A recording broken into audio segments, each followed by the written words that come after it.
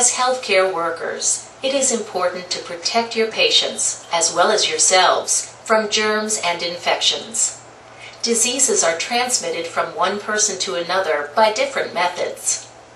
One way diseases can be spread is through contact with blood and body fluids, which can contain microscopic organisms.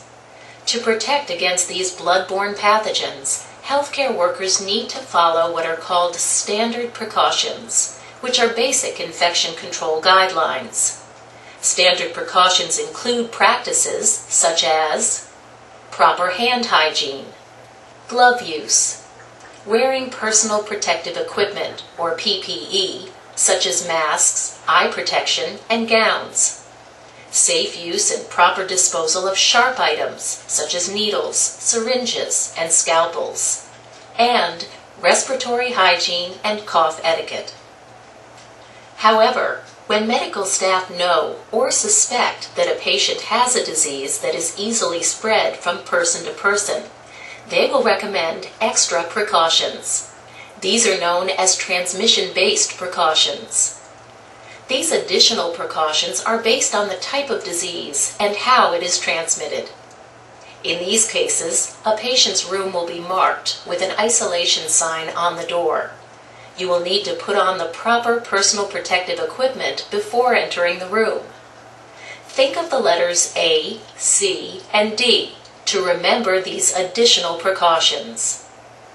If a patient has a disease transmitted by airborne germs, those germs can travel long distances through the air, stay suspended in the air for longer periods, and be breathed in by people. Examples of diseases caused by airborne germs are tuberculosis or TB, chickenpox, or measles. Doctors will isolate these patients in a private room with a special air filter. The patient's room door must be kept closed. In these situations, follow these precautions. Wear a respirator and put it on before entering the patient's room. Remind the patient to cover his or her nose and mouth when coughing or sneezing. Have the patient wear a mask if he or she needs to be transported outside of his or her room. Visitors should also wear a mask while in the patient's room. Treat the patient's used tissues or handkerchiefs as infected material. If a patient has a disease caused by a contact germ, it can spread by touch. Sometimes you touch an infected person, having direct contact with the germ. Other times you touch an object that has been handled by an infected person and can get sick.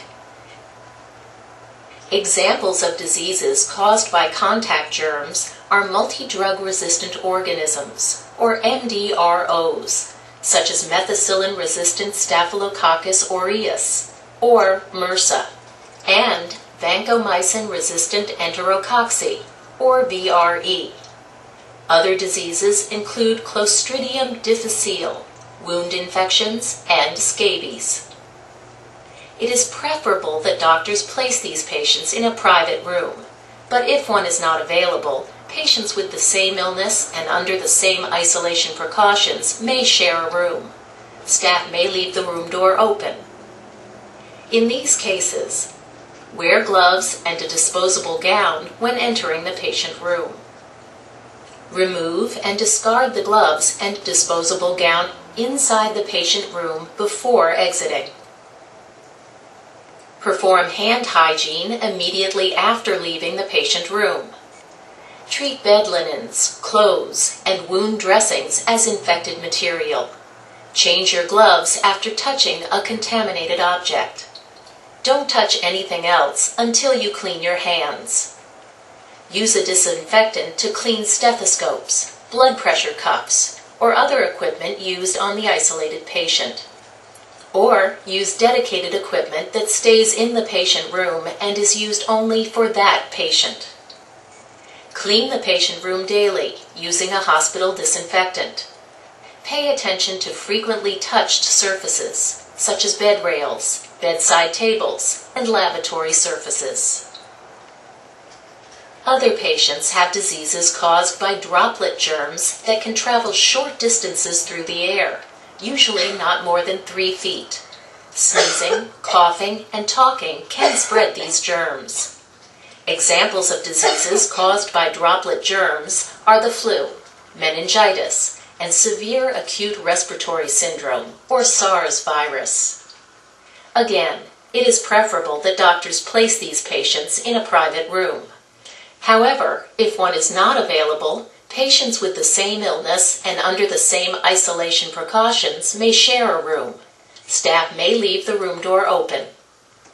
In these cases, wear a mask upon entering the patient's room.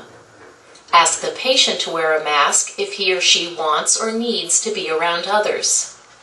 When transporting the patient outside the room, he or she should wear a mask and follow respiratory hygiene and cough etiquette. Environmental services staff must appropriately clean these rooms, following hospital policy.